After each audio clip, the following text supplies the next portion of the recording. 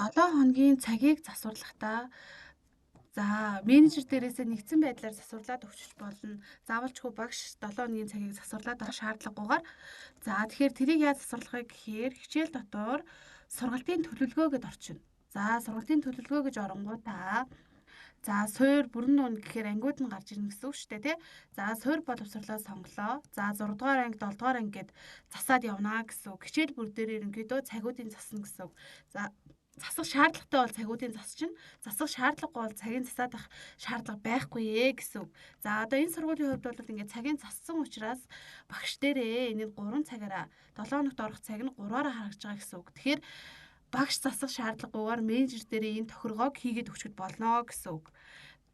Тэгэхээр ингээд засах гэдгээрээ орж агаад хичээл болгоныхаа ард засах нь байна шүү дээ, тий. Засах гэдгээрээ ороод энэ дээр байгаа нэг гэсэн тоог 3 болох уу эсвэл 2 болох уу гэдгээ сонгоод явчихнаа гэсэн үг.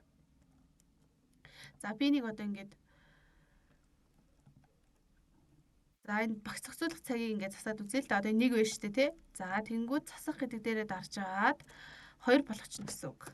Тэгээд хадгалах төвчлөөрөө дарчихна. Тэнгүүт одоо энэ багц зохицуулах цаг маань 2 болчихж байгаа гэсэн үг байхгүй юу? Тэгэхээр багш нар олгоо ороод засах шаардлагагүйгээр нийтдээ менежер маань цагаа оруулахдаа тий сургалтын төлөвлөгөөнийхөө цагийг оруулаад өгчих юм бол багш дээрээ болон одоо эсэс рүү илгээгдэх дүн дээрээ 7 хоногийнхан цаг нь засагдаад харагданаа гэсэн үг. Тэгэхээр энэ тохиргоогоо бол анги болгон дээрээ хийж өгөөрэй. Тэгэх юм бол одоо багш нар болгон засах шаардлагагүй. Анхаарал тавьсанд баярлалаа.